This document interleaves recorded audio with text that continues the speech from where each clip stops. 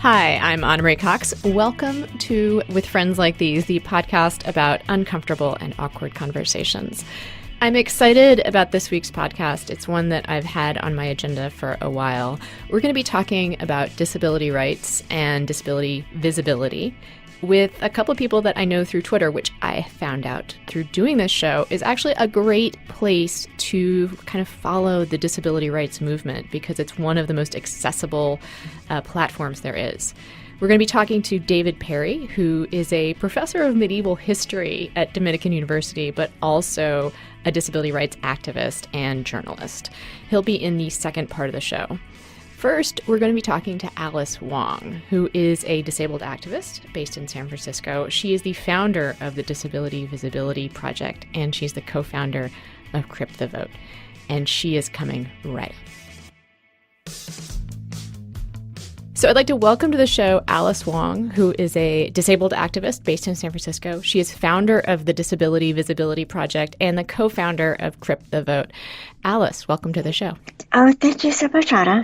As you can tell by my voice, I have a little, I wear a mask to help me breathe, so, I might sound a little weird, and there might be, unusual pauses, but other than that, as long as you can understand me, that's great. I think it actually makes you sound kind of cool. I don't know. Oh, thank you. Well, I consider myself a cousin of Darth Vader. Well, so I want to talk to you first about Crip the Vote. And my first question is going to be the most awkward question, maybe, which is that, so it's okay to say Crip? Is that okay? Yeah, let's get awkward. Let's get really real. Yeah, we're just getting right to it. I love it. So Crip, like many other, communities, this is a word that's, kind of an inside community word. And Crip is a term that's used by some disabled people to signify a political and cultural identity. And, it's really about reclaiming a slur that's been used to denigrate us for decades. Now, I'm not bothered when people say Crip the Vote because that's obviously a hashtag and that's what it's about, but if a non-disabled person says something about, Crip culture without, as if they were, appropriating it, that would be a little bit more, not okay. But I think within the context of disability rights and disability communities, it's very, it's contingent. Everything's contingent, but definitely with the word Crip, I think it's how you say it. It's really within the context. Okay. I don't know if that answers your question. It does, although I also now have to ask, do you kind of like that it has, kind of gangster associations? Does that make, is that a bug or a feature? Well, I am mindful of that too, that, every once in a while I'll see a tweet with our hashtag, and there's always somebody that thinks they're so hilarious. And says, this is not the Crip the Vote I was thinking about. And to put a meme of a gangster, and, I just find that to be, please, let's get some originality. But yeah, I think what's funny is that a lot of people still don't relate, the word Crip to people with disabilities or the connotation. So I think there's a lot of room to grow in terms of really educating people about disability culture, disability history. And definitely Crip culture is a real term. If anybody wants to Google it, it's for real. And it's not, it is about disability culture. And it's about a certain kind of disability culture, right?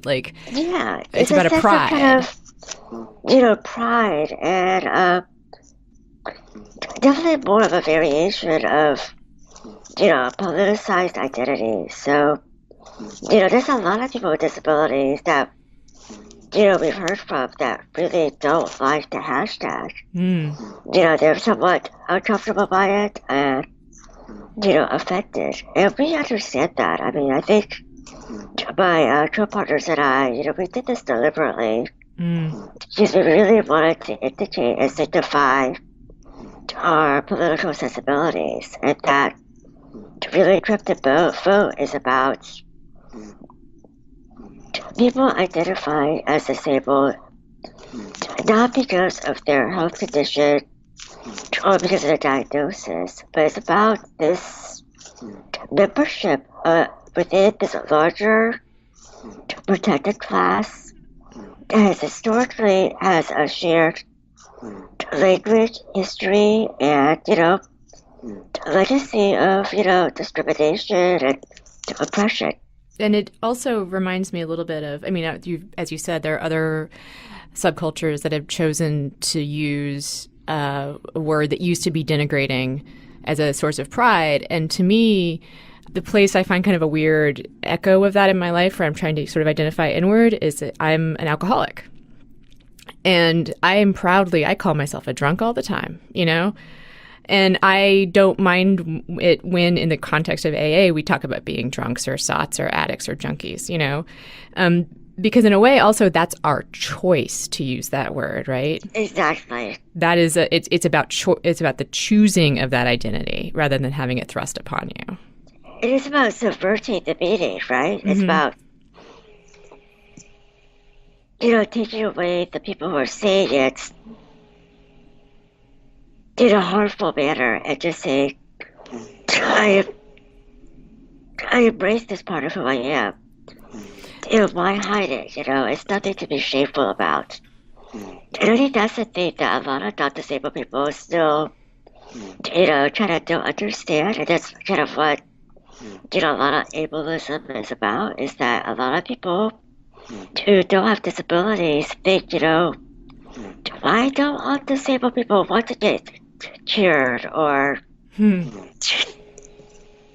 why aren't they trying harder to be like everybody else? And a lot of times it's like, oh my gosh, like, can you just understand how it's a lot like white supremacy, with the sense that, the whiteness or its default, the able-bodiedness is very much the default, and it's always centered, and anything that deviates from that, whether it's physically, developmentally, cognitively, just the way people think and move and behave, is seen as othered. And very much, people with disabilities have always been the other, much like other marginalized communities. And right. Like, you wouldn't say to people of color, like, why don't you want to be, well, actually, you would say people have for a long time asked people of color to be more white.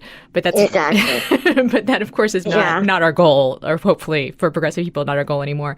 I want to get back to sort of the purpose of CryptoVote. I was really curious about the terminology, and I do think language is important, and we might come back to that. But let's talk about what the hashtag was actually supposed to do. And it was specifically, you started it last year, and it was targeted at the 2016 election. Do you want to talk about what it was and for a minute, and then we'll kind of move towards what you wanted to do moving forward? Yeah, so just a little background. I mean, my co-partners at CryptoVote, Greg Baratan and Andrew Polray, they're friends of mine who are also disabled activists, and we noticed at that time there was little mention of disability issues or, disabled voters as a group that candidates should court. And when Greg, created the idea of some sort of project online, I really, created the hashtag CryptoVote, because it really was a riff on, rock the vote. And to me, to crypt something is to, imbue a space with our disability culture.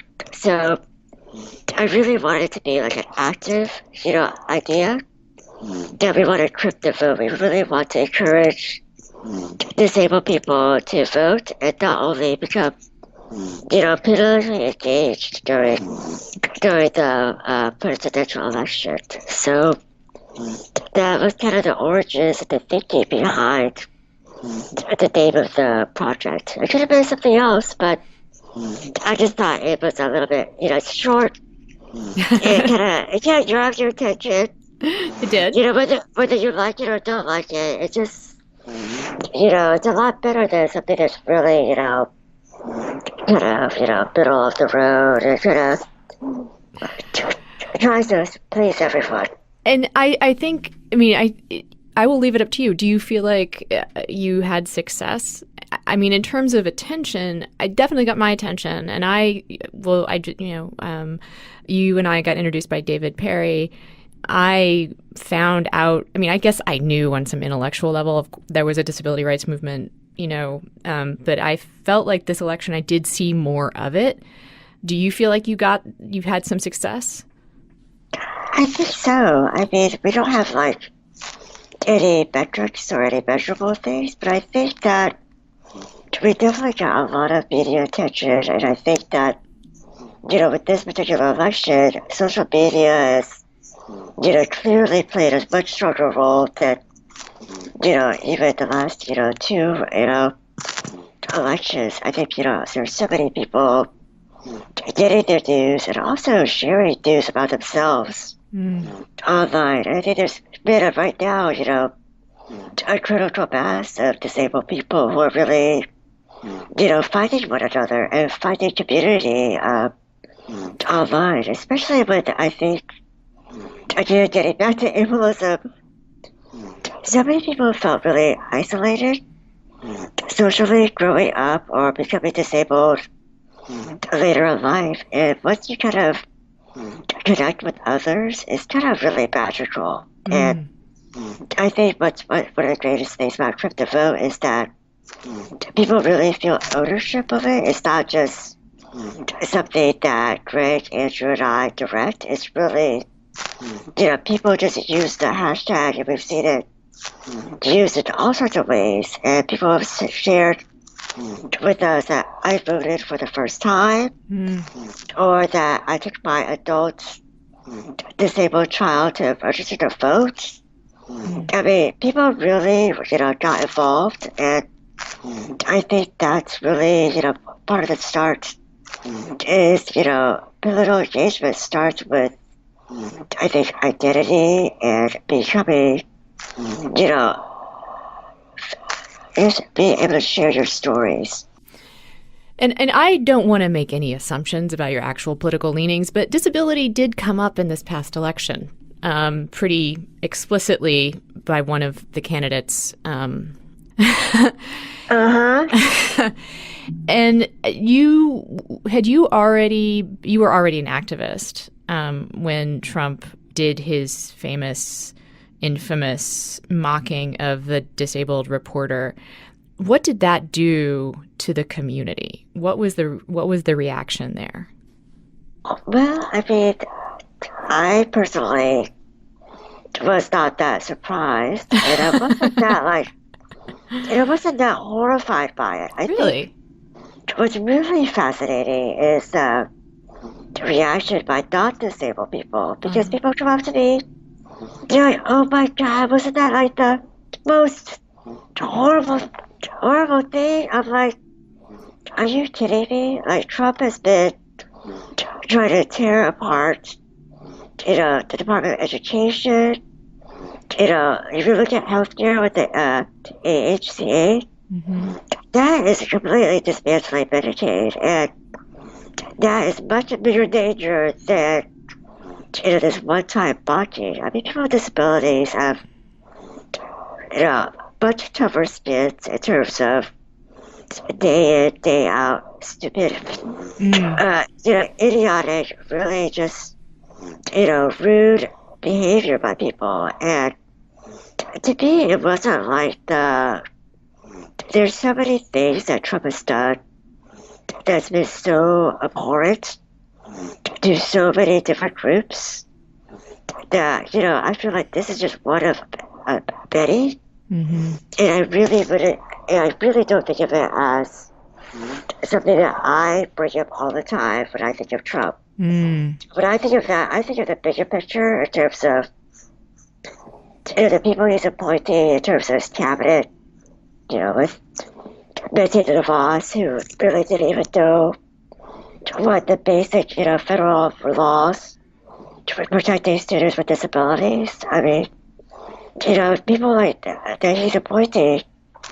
making major policy decisions that impact billions of us versus this one isolated and, horrifying, but, incident, but it's one of just so many, and I wouldn't, to me, it's just really not, it's just a bit of a distraction. To much more, I think, serious things that I'm personally more interested in. You're listening to With Friends Like These with Anna Marie Cox. So, as I have said before, I am not new at the web or the internet. I've been at it for a very, very long time, longer than I would care to admit, 20 years. But when it came time for me to do my own website, AnnaMarieCox.com, I used Squarespace. And if you've ever tried to create your own website, even if you have tons of experience, and remember doing that HTML coding by hand, you know that it is a hassle, especially though if you don't know what you're doing. But you can use Squarespace. You can make your next move, make your next website with Squarespace. Create a beautiful website with their all-in-one platform. There is nothing to install, patch, or upgrade ever. They provide award-winning 24/7 customer support, and they will get you your own custom domain with an experience that's fully transparent and simple to set up. Make your next move, lock down your domain, and create a website to launch that idea. Use offer code FRIENDS for 10% off your first purchase of a website or a domain. That's FRIENDS for 10% off your first purchase of a website or domain with Squarespace. We're talking about Crip the Vote, the Disability Visibility Project, and about, I can say this in this context, Crip culture. Yeah. And one of the things I wanted to talk to you about was language. Tell me what it is that you wanted to point out about your own language. Yeah, so I used the term idiotic earlier to describe our president. And I realized I just did the very thing that I was going to critique about in terms of language and, so-called liberals and, progressives who've been talking about Trump in really kind of, shockingly ableist terms. So, and again, this shows that, I myself am completely guilty. I trip up. I make mistakes. And, I should know better as well. But, here's some examples of, language that I think people with disabilities are really concerned about when it comes to people who are our allies or our so-called allies. So there's a lot of, people who are, critical of Trump, but they say, he's insane, he's crazy, he's certifiable. And there's a lot of armchair diagnosis of Trump in terms of his mental health. And what's also incredibly irresponsible and inappropriate is speculation about his son. There's been that as well. And I feel like, there are so many constructive ways to voice your opposition to Trump. I mean, there's like 31 flavors of different ways of stretching our language and our adjectives, our use of adjectives that can avoid using, terms such as insane, crazy, batshit crazy. Schizophrenic, psychopathic, sociopathic. Yes. Yeah. As someone who has a mental health issue myself, I actually try to be sensitive to that as well. I'm bipolar, and I've found myself You're one of us. You're one of us. I'm so excited. I am one of you. I am one of us. Yes. Well, I've got an arm's length diagnosis probably if you include alcoholism too, right? So I'm on a huge cocktail of drugs too. Maybe we can talk about that later. Oh, yeah. But it's true. Like, I do agree that we use kind of shorthand about mental health to describe Trump when really, and this goes back to your point about whether or not his mocking of the disabled reporter was offensive or not. Yeah, it was, but there's so much more that's like more effectively offensive that he does.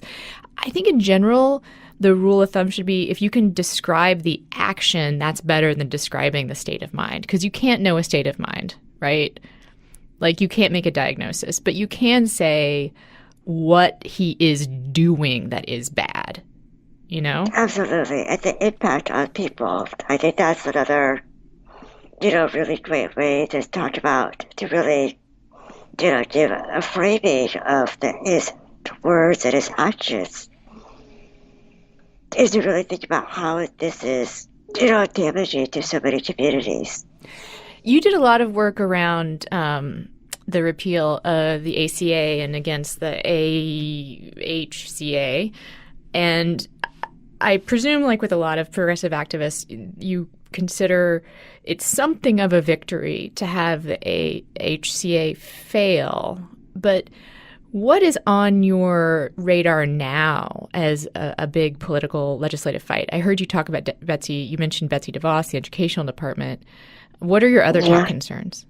Speaking of what Trump is actually doing. I think I'm not really, I definitely relaxed. And, last weekend I kind of, took a little social media break and just kind of, caught a little breath of relief. But I think definitely with healthcare, especially, the safety nets, Medicaid, Medicare, Social Security, these are all, I think, there's a lot of actions that can be done, by the administration. It doesn't require any, legislative act. And I think we really got to still be incredibly vigilant about protecting Medicaid. It wouldn't surprise me if later this year if, the Centers for Medicare and Medicaid, top price is really just, they are having, the person he is appointed to run Medicaid is just, what she's done in Indiana is incredibly draconian. And I think, I'm just looking down the line and just anticipating actions by CMS and by red states who, they also want to change the services they can provide. And there are going to be some states that probably request, block grants, which are going to be incredibly, harmful and really strip the services and coverage available to the poorest and sickest and the most disabled in our country. Mm. And you were speaking about our so-called allies before, in the way that progressives sometimes talk about Trump and use very ableist language and armchair diagnosis. That's another thing this show is really concerned about, is the idea of the so-called allies, or the people who want to be allies, and how people can be better allies, or at least more self-aware. Like, what is your number one pet peeve with progressives who like to think of themselves as like good liberals, but who maybe have a blind spot on disability rights? Oh, Anna, there's so many. There's so many pet peeves. We have time for a few. I think, okay, well, I guess, I think there's one thing that I think a lot of non-disabled people think is that disability is somewhat separate from them, like they're not touched by it. Mm. And I have to think, I really want people to really understand that we are probably one of the most intersectional identities out there. Mm-hmm. Anybody can become disabled at any time. So it's really important, I think, for, just liberals, progressives, or, potential allies to disabled people to really understand there's no binary, that it's that disability is everywhere, even if it's not apparent. I mean, the majority of the 54 million people who are disabled in the United States are wheelchair users like me. They're folks with invisible disabilities like mental illness, diabetes, HIV. I mean, everybody knows somebody with a disability. And I think every political issue can be seen with a disabled lens. So, whether they think there's a particular issues that are, disability issues, I think of almost every issue as a disabled issue. Yeah, you could go down a list. I mean, I was just sort of thinking off the top of my head. I mean, obviously there's healthcare and there's education. There's accessibility. Those are maybe more obvious, but then there's things like gender, sexual harassment, violence, police violence. Police violence is something where I feel like people are starting to understand the intersection of disability and police violence. There's so many people who are Black and brown, also disabled with either, a disability or a mental health disability, and they are the ones that are often killed by police. And so many times the disability aspect of that person's identity is erased. It's clearly seen as, Black and brown men, which is absolutely true. But also we have to, also address that for many times people in, let's say, mental health crisis, that disability is a big factor in the way law enforcement interacts with them or perceives them. And I think, again, this brings us back to, ableism and, these ideas that people with mental illness are super violent and, dangerous. I think for many times, if you look at the statistics, people with mental illness and disabilities are victims of violence. They're not the perpetrators of violence. That's right. That's right. Another thing. Can I bring up one more thing? I'm sorry about that. Sure, go ahead. I wanted to bring up another thing that's related to ableism. This past February, the House, voted to strike down a recent rule by the Obama administration. I don't know if you remember this. It was a regulation about gun control. Oh, right. No, actually, I am familiar with this, yeah. People who receive Social Security who have a mental illness from purchasing a gun. So that rule would have entered all of those people purely because of their disability into FBI background check system. And that's pretty problematic. I mean, it's discriminatory, it's stigmatizing, and there are constitutional issues as well. So when the House voted to roll back that rule, I just saw a lot of media coverage, especially, in the progressive media and on Twitter, using incredibly ableist terms to describing people with mental illness. And, it's like, oh, how could they?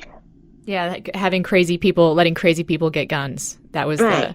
Again, yeah. Just like, people just look at the statistics and really saw the facts. It's like very few are actually, the ones who actually are violent and dangerous. And we just have this blanket, stereotype. It's really just incredibly insidious and just, so difficult and entrenched this belief that just colors the way so many people are treated. Right.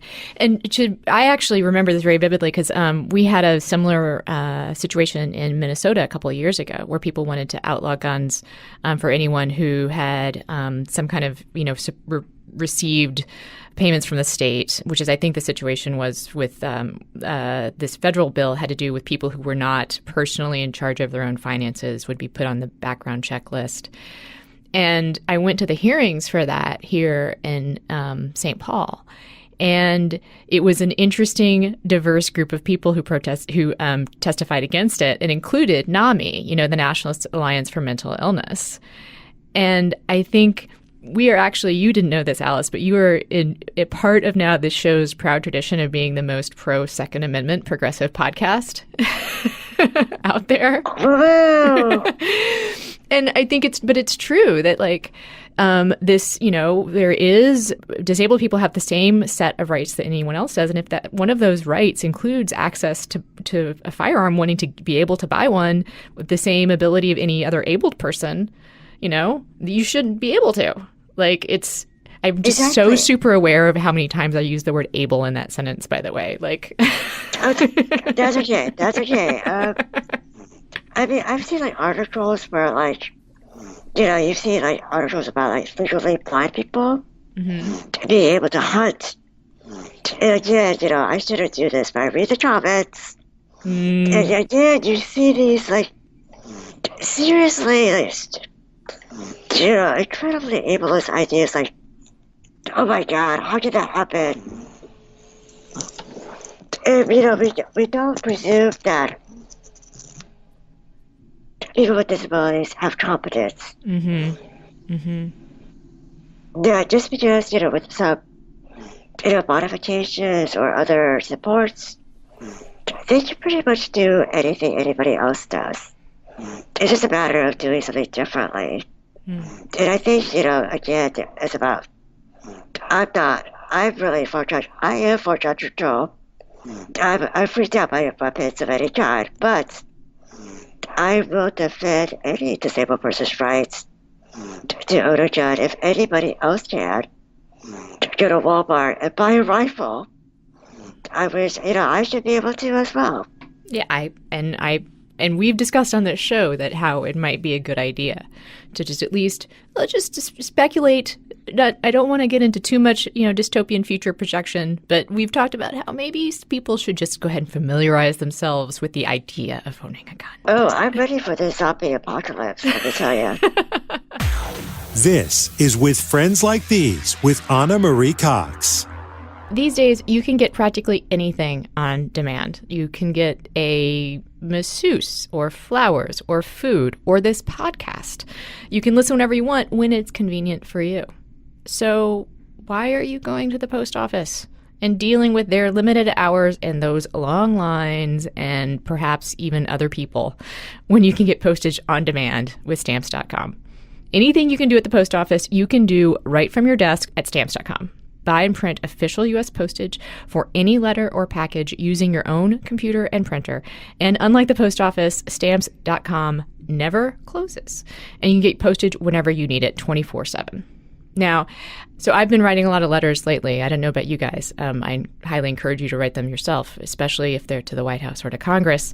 And I've been using Stamps.com because, you know what? It means I only have to interact with the people I want to interact with and not interact with people at the post office. And I can also, when I get an idea in the middle of the night, I can write that letter and put a stamp on it without having to think through whether it's really a good idea. I can just kind of go with it. So right now, use Friends for this special offer. It's a 4-week trial. It includes postage and a digital scale. Go to Stamps.com before you do anything else. Click on the radio microphone at the top of the homepage and use the code FRIENDS. That's Stamps.com and enter FRIENDS after you click on the microphone. Never go to the post office again.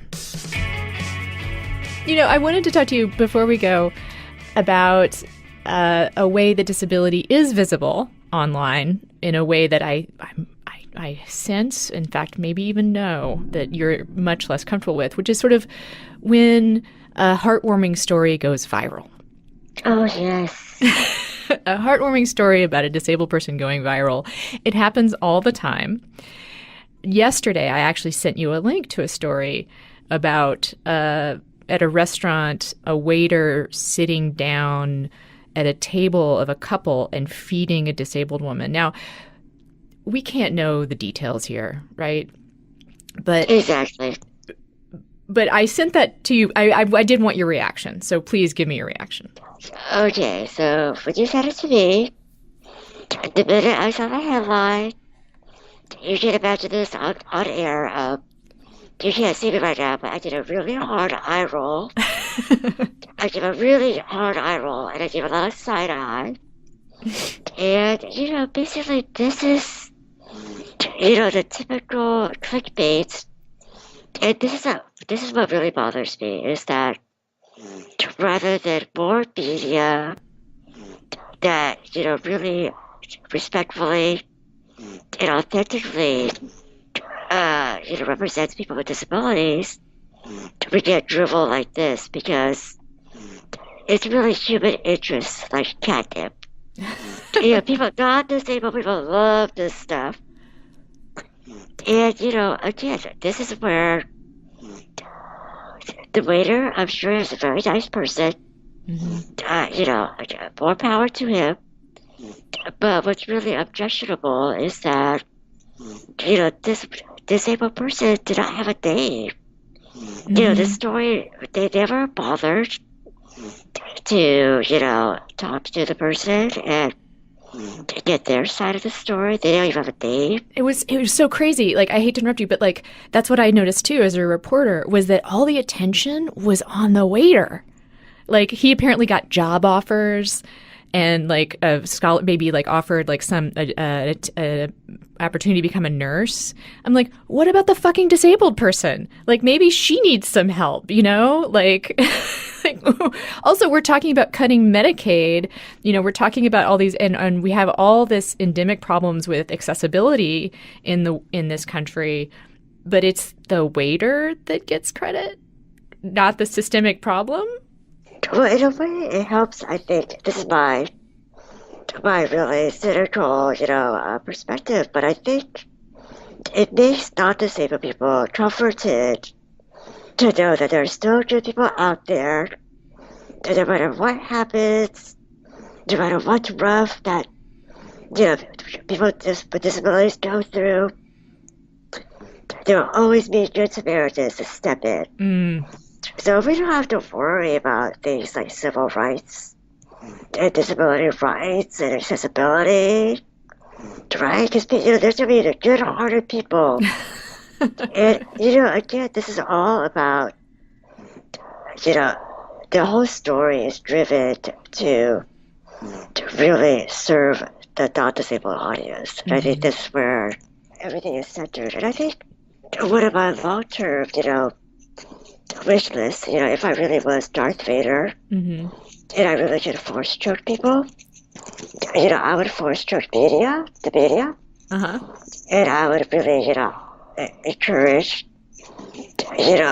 by little underlings, more disabled people to be writing their own stories. I would force choke publishers to have them publish people that are actually, people with disabilities who write about people with disabilities. As you know, Anna Marie, I mean, there's not that many people in media who are reporters or journalists that identify as disabled. And, I think this is another thing that people don't realize, is that so many stories about people with disabilities are not either told by people with disabilities at all.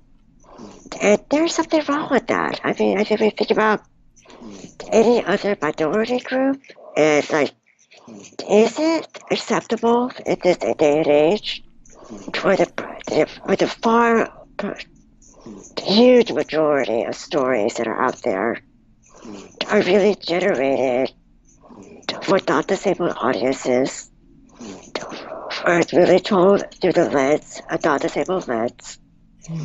And where many times the purpose of the disabled person is really a prompt to feed into the storyline that makes people feel good, versus, capturing actual names, the actual identities of people, the actual voices of disabled people. I think this, I'll just tell you another story I just read. I actually shared it with David. It was about this guy who owned a car wash who, employed a lot of autistic people. But guess what? The story about the business It was they only interviewed the business owner talking about how great it is to hire autistic people and how wonderfully industrious they are. Oh my God. And how more people should hire them. But not one quote from an actual employee. And that to me just rings so hollow. And it's really, a lot of people don't even realize that's problematic. So that to me is part of the why I do what I do, why I'm so ornery, is that, it's like, this is kind of, effed up. You can say fucked up if you want. Oh, thank God.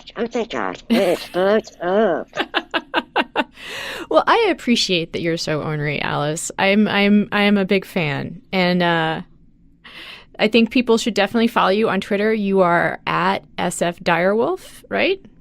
And do you want to just give a shout out to some other good people to follow on Twitter? If people are interested in this movement and want to start to try and listen and observe and maybe even get involved?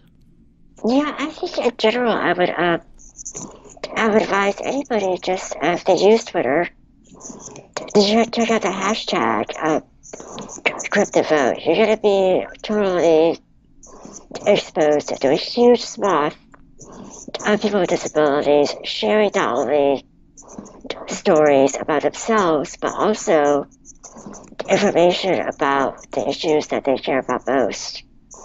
So I would really recommend anybody to really discover this huge, vibrant, dynamic, and rich community that's really just waiting to be discovered by a lot of people. All right. Thank you for joining us, Alice. I really appreciate it. You have been really instrumental in opening my eyes to this movement and this community, and I look forward to continuing to engage. Well, thank you, Anna Marie. And I do want to let you know that later this April, we're going to have a Twitter chat about disabled people in the media. Oh. Looking at the coverage of, politics so far, and we would love to have you join us. I would be happy to. Yeah, let's definitely let's get that connected offline, and I'll promote it on the show. I think that the first step for a lot of people is just to start paying attention to the news coverage, and I think the first step for me as a journalist is to continue to encourage my colleagues to be more responsible and inclusive in doing this kind of reporting. I think that there's some sort of basic inclusive, it's not even like inclusiveness or PC shit, right? It's just like being a good reporter, like. Yeah, it's really basic stuff. It's like, I wonder, this would be another whole episode of your podcast, but we should, you could do one about reporting and journalism and people with disabilities. Because I think there's just so much to talk about in terms of, I think, better practices or best practices in terms of, what to do and what not to do. There is, and hopefully the show will be around for a while and we'll have time to do that. It could be the anti-inspiration porn. I will try. Nobody will be fed. Nobody will be asked to the prom for a viral video, okay? That's what really bothers me. Oh my God, those prom videos, those asking the Down syndrome person to prom, those are terrible. Those are... We know prom is coming up. It's like, I'm just girding my loins because graduation and prom are the worst. It's like there's just going to be the same cycle of clickbait. So, let's just wait for it and let it wash right over us. All right. I will be you know what? People definitely should be following you on Twitter as an antidote to when the prom date inspiration porn starts happening. Yeah, there's a lot of snark for me, so. All right. Oh, thank you so much for having me on. Thank you. Thank you for pushing your bedtime. Take care. All right, thanks. Bye-bye. Yeah, bye-bye. You're listening to With Friends Like These with Anna Marie Cox. For decades, one big razor company has relentlessly increased prices and reaped immense profits at the expense of its customers. So Jeff and Andy, two ordinary guys who were fed up with getting ripped off, started Harry's to fix shaving. And my husband uses Harry's, and he loves the convenience of Harry's. You know, they shipped the razors directly to him. And also, it's their razor factory. When Jeff and Andy started, they knew there was only one way to ensure quality. They bought the blade factory. And by taking less profit and selling directly to you over the internet, Harry's offers blades at half the prices. It's just $2 a blade compared to $4 or more than what you'll pay at the drugstore. They are so confident you'll love their blades, they're giving you their trial set free with just $3 to cover shipping. Your free trial set includes a weighted ergonomic razor handle, which is really cool and kind of sporty. It has this like orange rubber cover to it. 5 precision-engineered blades with a lubricating strip and trimmer blade, a rich lathering shave gel, and a travel blade cover. That is a $13 value for you to try. So stop messing around and get started shaving with Harry's today by claiming your free trial offer, a $13 value for free, just cover the shipping, to get your free trial set with that razor handle, a 5-blade cartridge, and shave gel. Go to harrys.com/friends. right now. Again, that's harrys.com/friends.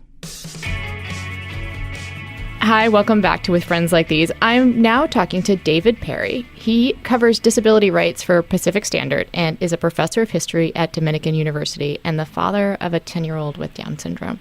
Hey, David. Hello, how are you?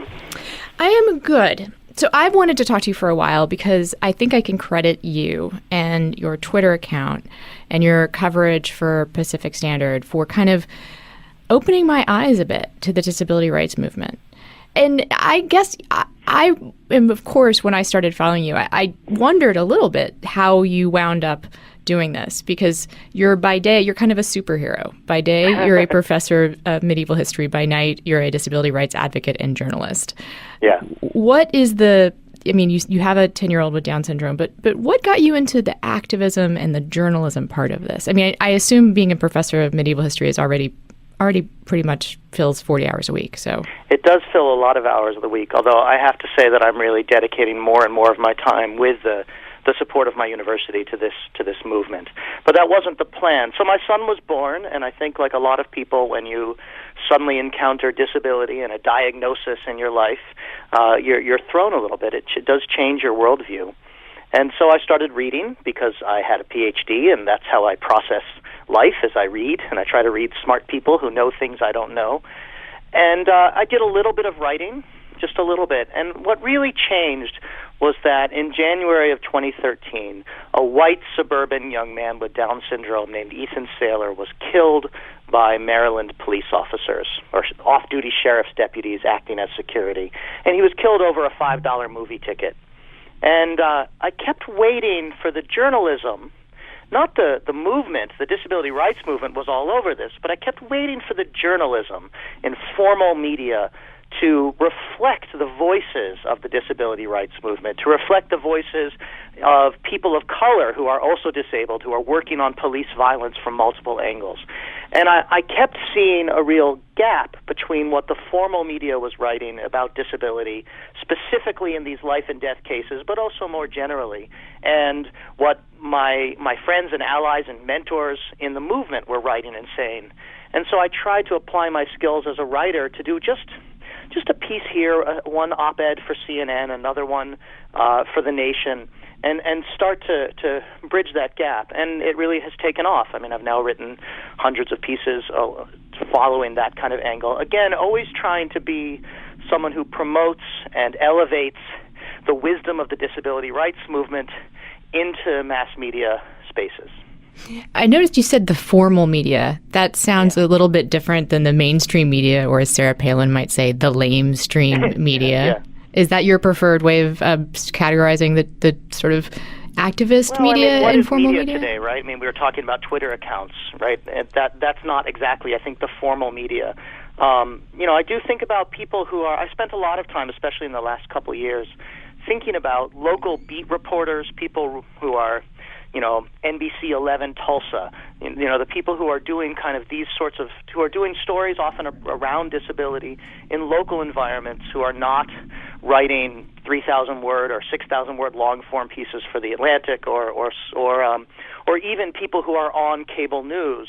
But just the thousands of local reporters covering stories that often have to do with disability, but who have no training and no access to, again, this vibrant, decades-old, well-organized, incredibly vocal, incredibly well-literate in terms of writing lots of blogs and tweets and essays and books, this disability rights movement that has a lot to say, but just so rarely gets into that space. And I sort of am hearing kind of two different tracks of activism from you. Or there's the activism itself, which happens, in grassroots way, and it has to do with letter writing and campaigning. And then there's journalism, right? And there's how journalism covers disability. And because you're a writer, I'm a former academic myself, that's sort of where you put your energy. But obviously, you feel like that's important. I mean, that's how journalism covers disability is the way into other kinds of activism, I guess. I think so. I've been working a lot over the last couple of years on violence. I just wrote a white paper for the Ruderman Foundation where I read hundreds of stories from local news mostly on the murder of people with disabilities by their caregivers, by their parents, their husbands, wives, children. These horrible stories, and I've just read hundreds and hundreds of them. And the disability rights movement, again, letter writers, activists, marchers, organizers, people doing vigils, they have been talking about this for a long time. And in 2015, for example, in well over 100 stories, not a single reporter referenced that movement. And that's what I mean by there's just this huge gap between one kind of activism and making that activism visible beyond Twitter, beyond the blog world, beyond talking to each other, but in the most mass kind of ways. And it'd be equivalent to someone doing a story about a civil rights issue and not talking to someone from a civil rights organization. I mean, racial, like Black American civil rights movement. Yeah. I mean, if you were writing about violence in the Black community, you might call the NAACP. If you're writing about violence in the queer community, you might call, the Trevor Project or the Human Rights Council. And there are different groups, and there are strengths and weaknesses of different groups. But as a journalist, as a trained journalist, you have been trained to go get sources of information. You've been trained to make sure you represent all sides, sometimes I think to our profession's detriment. But that's kind of the basic move, is to make sure you get representation and voices and quotes from all sides. But the side of people with disabilities, both kind of the informal activists, but also people with big names and big budgets behind them and big offices in Washington, D.C. and lobbyists, even they aren't getting into these kinds of stories. And it's not a hard fix in some ways, because it's just follow the best practices that you're taught in journalism school, but also for disability. And people are pretty open to that message once you say it to them, but you have to have that conversation. One of the things that I think is interesting about the disability rights visibility movement and civil rights movement is that it's one of those things that people probably don't realize how visible disability already is, if that makes sense. Like, people with disabilities are everywhere, right? Yeah. I mean, we just don't. You expand on that. That's actually something I've sort of learned from you, if you want to expand on that. Yeah, so, just the numbers, right? There's 57 million people, Americans, who identify as disabled, which is a really big chunk of our population, and that's just the people who identify as disabled. I like to say that 100% of all humans are 1 degree of separation from someone with a significant disability, and it might be you. And that kind of changes. I have been dyslexic my whole life. I learned how to read when I was 6 by reading kind of backwards and sideways and reassembling words in my head. I never identified as disabled. That was never a label I claimed for myself. It never would have occurred to me to do so. Now, as I write about my son and about this community I've joined, I think about my dyslexia all the time. I think about the ways I use GPS or spell checkers as assistive technology, as disability-related assistive technology. Disability is a universal part of the human condition. It is everywhere Everybody knows lots and lots of people who are disabled, but we don't always know that we know that. And we don't always identify across the movement, across categories. We talk about dyslexia, or we talk about autism, or we talk about people using wheelchairs, and we don't look at disability as kind of a culturally shaped category of identity, like race, like sexuality, like gender. There's a lot of sort of academic talk we could engage in about what these categories mean.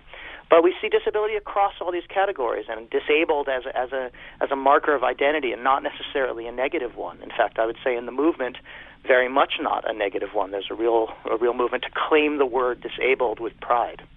Yeah, I've noticed that on Twitter. There's a hashtag for a while that was disabled and cute, which trended. That's Kia Brown, who's a great African American disabled writer. Yeah, who started that. Well, so you got into this in part because you're the father of a son with Down syndrome, but in part because because this specific incident that happened a couple of years ago. What has the process been like for you as you moved from father to interested activist to active journalist to someone who actually now identifies as part of that movement? Was that relatively new as you discovered your own dyslexia, making you a part of this movement that you thought you were just a part of as a father? Yeah, and I try to be very thoughtful about that. And there was a day, I don't know, about I think maybe about a year ago, a little more, where I realized that everything I was writing was much more visible than it used to be, and that meant that the stakes changed. And I'd always tried to be very thoughtful about who I was quoting and who I was, on what grounds I was making claims and whose work I was promoting. But suddenly there was a lot of pressure on me to always get it right, because I'm white, I am cis male, I am tenured, and I am relatively undisabled. I define myself as an able-bodied person. I do now talk about my dyslexia in fairly open ways, but I try not to use it as kind of a shield to defend me against criticism that I'm not, in fact, promoting disabled writers enough, that I'm not thinking about the diversity of my sources, but also how to help other people make media, not just be quoted in my media. And it has been a real journey for me as a writer, and I have certainly made mistakes, and I've tried to do better. And I think no one has yelled at me in a few weeks for doing something wrong in that regard, but I will likely get yelled at again within the next couple of weeks, and I always try to listen to that really hard and think about how I can improve, because it's a big responsibility. There are, as you know, tens and tens of millions of people who are disabled, and there are very few reporters who are working on these issues from the perspective of the disability rights community. There are medical reporters and science reporters and crime reporters, but really trying to be a disability rights reporter, there aren't a lot of people who are doing that, and so I'm trying to both do it really well, but also elevate other people to join me. And there are certainly, I'm not trying to say I'm the only person doing it, but I've become visible, and I'm trying to make sure that I'm not alone and that I'm doing good work. We talk on this show about awkward conversations and try to have some awkward conversations and encourage people to have them themselves. And this sounds like something sort of parallel to the conversation I had with Ira Madison III a few weeks ago, as far as what we were talking about was a white person reaching out and trying to have more friends who are people of color. Right. And if you do that, you're going to inevitably make some mistakes. You're going to say things that might be offensive. You're going to say that you're going to make assumptions that might be wrong. And you kind of have to just, as a white person with privilege, kind of be like, you know what? Yes, I screwed up, and now I'm going to try to do better. This sounds like a very parallel experiment. If people in their lives want to reach out and try to find more, or discover more about the disability community. I mean, what kind of advice do you have about doing that kind of outreach? Yeah, I mean, my first piece of advice is to get on Twitter, and Twitter specifically. And I say Twitter specifically because it is interactive, it is public, and it is incredibly accessible as a space. So people who are visually impaired, people who are hard of hearing or deaf, people who who may not speak verbally but who can type, people who can't type with their fingers but can type by using voice or any number of other interfaces, people who do not like social interaction in physical space. It's just an incredibly accessible space. I often think of it as the most accessible conversation in human history. And so it's got a really vibrant disability rights community. And the thing to do is to get on there, find people who are talking about these things, and spend a lot of time listening. And I do think whatever success I've had, and we could debate that, but whatever success I've had within the community has been based on spending a lot of time listening to disabled people and reading their work and talking and asking questions and promoting their work and following their conversations. And I would say that's analogous across when you're trying to get a sense of other communities. You have to do a lot of listening work. And what about, I guess there's no other way to put this, but if you have disabled people in your life or you meet people who have a clear physical disability, is there a way for people to educate themselves about just what, being, like, not being a fucking asshole, Like, I think everyone feels awkward. Not everyone, I should say. I should be very clear. Abled people often feel awkward around disabled people, right? And I do think that I probably have worked on that myself by just doing some of the things you're talking about, the following on Twitter and like watching videos, watching panels, and kind of just familiarizing myself with some of the activists in the movement and trying to just be less, to have that be more normal in my life. So I'm seeing more kinds of disability, even if it's not like right next to me. But but for people, because there are disabled people all around us on the subway, in our at work, at restaurants. How do you kind of get better at not being a jerk? Well, I want to plug, there's a UK-based disability rights organization called Scope that did a series of videos that are hilarious called End the Awkward, and they are great, and they are fun. They are fun, hilarious videos that are exactly about that. And one of them is just don't be awkward. And if you screw up and you start being awkward, say, "Oops, I screwed up," and try again. I don't know what with privilege, and I have a lot of it in my life, comes the opportunity to take the heat and to screw up. And you're going to get second chances, and that's not a fair thing, but I think it's real. So when I screw up, I just try to own it and not get defensive and listen and try to keep people from burning bridges with me. But if I fail, then I fail. But I try to acknowledge my screw ups and to figure out, to think really hard about what I did wrong and how to do it better. We have a big societal problem of stigma around disability. So it's not just abled people who don't know what to say. A lot of disabled people have not suffer from internalized ableism and are also not sure how to talk about their disability and are closeted and hide it. And so we have a lot of work to do in general about changing the conversation around disability. And that's why I'm encouraged by people. There's a guy, Lawrence Carter Long, who started the hashtag say the word, just say the word disabled. Don't say special needs. Don't say handicapped. Don't say differentially able. Just say disabled. There's, as you talked about, Disabled and Cute by Kia Brown, who was talking about, look, you can be disabled, you can own it, and you can also be super cute, and here's a picture. And that took off. There's Valissa Thompson, who talked about disability to white. I'm just thinking about the hashtags, but saying, when we imagine disability, we often forget to think about other kinds of diversity, and that our images of disability tend to be very white-oriented instead of disabled people of color. Again, tens of millions of disabled people of color just in this country. So these are the kinds of places where I think disabled leaders are trying to change the conversation, both within our community and more broadly. All right. Well, I appreciate that. And I know people will want to follow you on Twitter. You are? I'm at LollardFish. It seemed like a perfectly good internet moniker in 1994 when the internet was new. Who knew that this stuff was going to matter so much? But I've kept it going. All right. I highly recommend a good follow. And, of course, look to him for other people to follow on Twitter to try and familiarize yourself with this really interesting and vibrant and important movement. Thank you so much for joining us, David. Thank you, Anna. that's our show. I hope it was just enough awkward for you. It was for me. If you are a fan of the show, if you enjoyed this, please remember to rate and review on iTunes or wherever it is you get your podcasts. Reviews and ratings are how people find out about the show and how we get on the charts, which of course is the only thing that matters.